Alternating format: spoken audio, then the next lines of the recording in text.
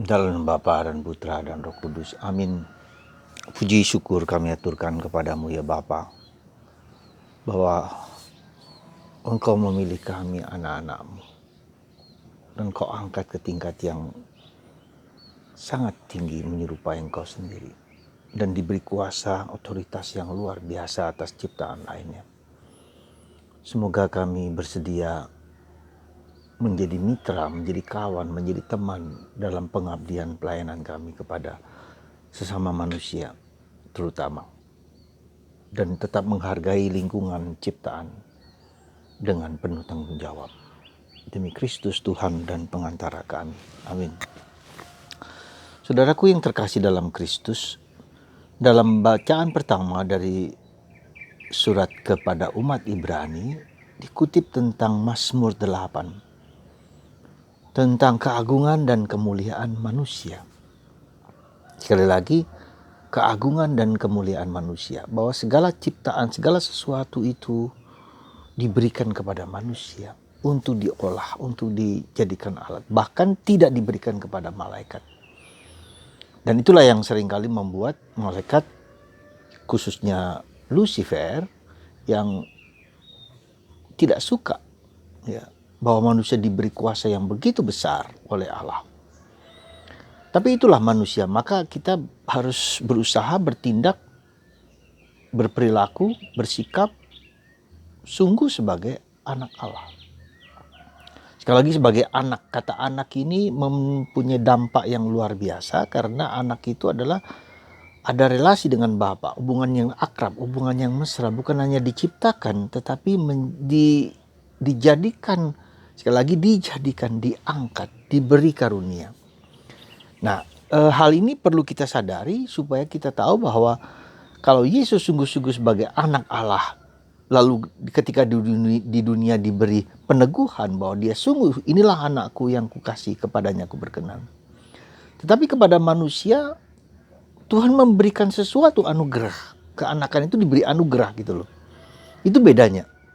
Kita diberi anugerah, kita diberi kemampuan, kita diberi bakat, kita diberi Roh Kudus. Nah, karena itulah suatu proses. Jadi kalau kita proses untuk membuat karunia-karunia itu menjadi sempurna, menjadi sungguh-sungguh berguna, dan sungguh-sungguh bermanfaat, dan sungguh-sungguh berbuah gitu loh. Sesuai dengan anugerah itu. Jadi itu bedanya kita dengan Yesus. Yesus sebagai anak Allah, kita sebagai anak yang diangkat gitu ya. Nah, karena itulah maka karena manusia begitu berharga di mata Allah, serupa secitra dengan dirinya sendiri ya. Hampir setara dengan Allah seperti dikatakan dalam Mazmur 8, hampir setara dengan Allah. Maka kita memiliki daya-daya ilahi yang dalam diri kita, yang bisa melakukan yang terbaik, yang terindah, yang termulia, yang terluar biasa ya. Maka kita mempunyai daya yang kuasa yang besar. Nah, karena begitu besarnya cinta Allah kepada manusia, karena dia adalah masterpiece dari karya cipta Allah, ada sesuatu yang saya ajak Anda sebentar untuk melihat dalam kisah penciptaan. Ketika Allah menciptakan alam semesta, laut, matahari, bulan, bintang ya, ikan, binatang-binatang dan seterusnya, Allah menciptakan, melihatnya, menciptakan lalu melihat bahwa segala sesuatu itu baik. Tetapi ketika Allah mau menciptakan manusia, menariknya apa? Allah bertanya pada dirinya sendiri, marilah kita menciptakan manusia secitra dan segambar dengan Allah. Ada suatu gerakan yang berbeda ketika Allah menciptakan alam semesta, melihat segala sesuatu baik, terjadilah. Tapi ketika melihat manusia, Allah bertanya pada diri sendiri. Kata kita ini penting juga. Kenapa digunakan kata kita? Ini menunjukkan Tritunggal dalam diri Allah ketika menciptakan manusia. Ya, kita. Ya. Dan inilah ketika sesuatu yang sekali lagi sesuatu yang luar biasa sekali lagi di situ ya. Bahwa manusia ketika diciptakan, Allah bertanya pada diri sendiri, dan lalu anugerah keilahiannya memancar dalam diri manusia. Ya, jadi itu sesuatu yang menurut saya sangat fundamental dan sangat penting. Dan kenapa Allah datang menjadi manusia? Karena begitu cintanya kepada manusia. Dia tidak ingin, dia rindu. Dia rindu, Allah itu rindu kepada manusia, supaya manusia kembali kepada Allah. Nah, karena kerinduan yang besar itulah maka Allah menjadi manusia. Inkarnasi kemarin dalam Natal, dalam penampakan, dalam pembaptisan, itu semua adalah proses di mana kecintaan Allah menjadi manusia, dan dia menjadi manusia supaya mengangkat, sekali lagi membuat manusia, membimbing manusia untuk taat kepadanya, untuk mendengarkan dia, dan untuk sampai kepada yang dia kehendaki, bergabung kembali, bersatu kembali dengan Allah. Jadi saudaraku yang terkasih dalam Kristus, maka ketika dalam bacaan Injil hari ini manusia dikuasai oleh iblis, ya, dan sekali lagi kalau kita sungguh harus sadar bahwa iblis tidak suka dan sangat tidak suka kalau kita berdekat-dekat dengan Tuhan. Ya, karena itulah maka kita diajak untuk sesekali kita merasa ketika kita doa kita, ketika hidup rohani kita semakin mendalam, ya, itu tanda juga bahwa kita akan mengalami godaan-godaan dari kuasa-kuasa kegelapan yang tidak suka dengan kita. Ya, maka ketika ada orang yang dirasuki setan, Yesus mengusirnya. Yesus tidak ingin manusia dikuasai oleh setan, oleh iblis. Ya, karena dengan demikian manusia bertekuk lutut kepada iblis yang melakukan tindakan-tindakan yang bertentangan dengan kehendak Allah.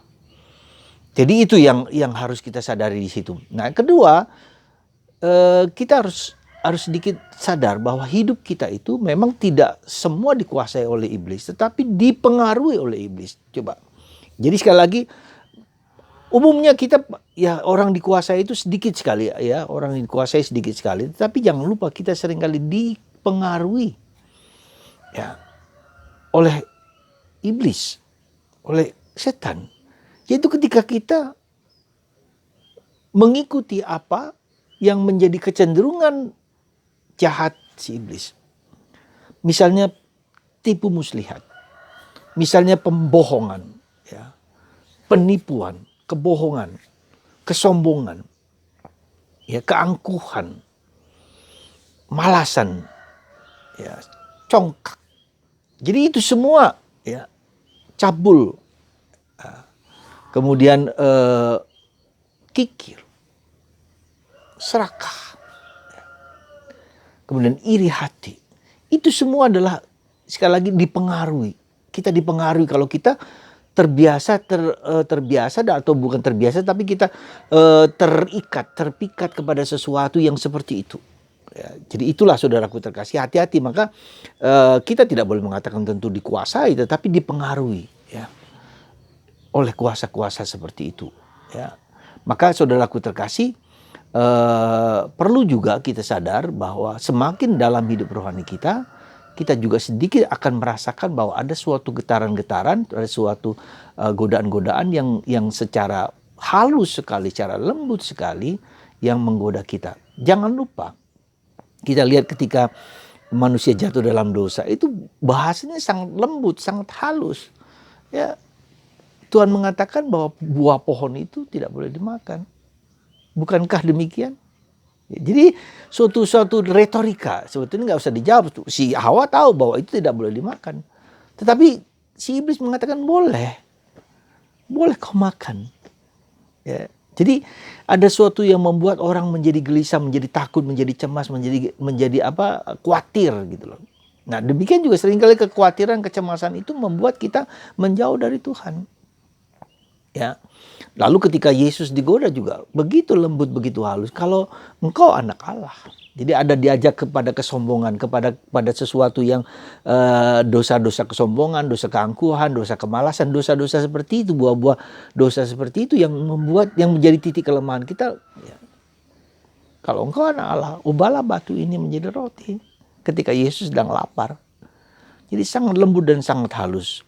Maka ketika kita sungguh-sungguh berdoa, dalam arti saya mengatakan sungguh-sungguh berdoa, artinya sungguh-sungguh berdoa itu bukan doa yang sekedar diucapkan dengan mulut, doa lisan, ya, bukan hanya itu. Meskipun itu tetap penting, ya, tetap perlu bahwa kita doa lisan, doa doa teks, itu tetap perlu, ya. Tetapi belum cukup. Harus ada bukan hanya doa lisan, tetapi doa batin, ya, doa kedalaman, doa ke hidup batin, ya. Nah, jadi ketika orang itu ada lapisan-lapisan mulut, ya biasa aja orang berbicara berdoa bagus sekali, indah sekali, kata-katanya menarik dan segala macam, tetapi hidupnya bisa tidak berubah, bisa juga begitu. Ya, demikianlah maka kita harus belajar sadar bahwa seperti kata Yohanes, untuk hidup dalam roh dan kebenaran. Dalam doa pun kita dalam roh dan kebenaran. Maka saya ajak Anda terus-menerus untuk berdoa, untuk mohon datangnya Roh Kudus. Datanglah Roh Kudus, penuhilah hati umatmu. Datanglah Roh Kudus. Jadi dalam doa kita itu doa karena Roh Kudus. Digerakkan oleh kuasa Roh Kudus, dihembuskan oleh kuasa Roh Kudus, dan kita memiliki keseriusan, kedekatan dengan Tuhan. Salah satu indikasi bahwa doa kita adalah sungguh-sungguh serius adalah ketika kita membaca firman Allah, dan firman Allah itu sungguh melekat dalam diri kita. Ada gregetnya, ada sesuatu yang menguatkan kita, ada sesuatu yang terasa bahwa sabda Allah ini berbicara kepada kita. Nah, itulah bahwa roh itu membimbing kita, menuntun kita untuk melakukan sesuatu yang menjadi gerakan dan bimbingan Roh Kudus, ya. Dan kita juga tahu bahwa ada sesuatu gerakan yang mengarah kepada bimbingan kekuasaan kegelapan. Ya, kita tahu bahwa itu kita dipengaruhi oleh seperti itu. Ya, ketika kita melakukan sesuatu demi egoisme kita, demi kesombongan kita, demi keangkuhan kita, demi mungkin malasan kita, keserakahan kita, dengan dibungkus ya mungkin dengan hal-hal rohani. Bisa aja orang berkata Allah dan Allah, tetapi tidak menjalankan itu. Bisa Allah mengatasnamakan Allah, tetapi tidak demikian. Jadi saudaraku terkasih, maka mari saya ajak Anda di masa COVID ini, mungkin ada sesuatu yang harus kita sadari, suatu peringatan, suatu tantangan, bahwa kita tidak cukup sekarang ini berdoa bersama-sama orang lain.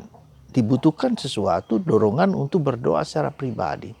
Seperti Yesus naik ke atas gunung untuk berdoa kepada Bapaknya demi kepentingan banyak orang, demi kepentingan para rasul. Kita juga demikian, mungkin saatnya ya kita harus mencari waktu, mencari kesempatan untuk diam, untuk duduk bersama Tuhan, dan itu menunjukkan keseriusan diri kita sehingga kita bisa merasakan Tuhan yang hadir, Tuhan yang hidup. Saudara, mari saya harap Anda bersedia duduk diam 15 menit setiap hari untuk bersemuka, untuk hidup, untuk berdialog dengan Yesus. Amin. Allah Bapa di surga, berkatilah anak-anak-Mu ini, dan berkat hamba-Mu, Tuhan melimpahkan kasih karunia kepada Anda. Anda merasakan kebaikan Tuhan. Dan bagi Anda yang sakit disembuhkan oleh kuasa Allah yang Maha Tinggi dalam diri lewat tangan anak-Mu ini. Bagi mereka yang menderita, dikuatkan dan diteguhkan untuk tetap penuh harapan bersama Kristus. Tuhan memberkati Anda semua dan kita semua dalam nama Bapa, Putra, dan Roh Kudus. Amin.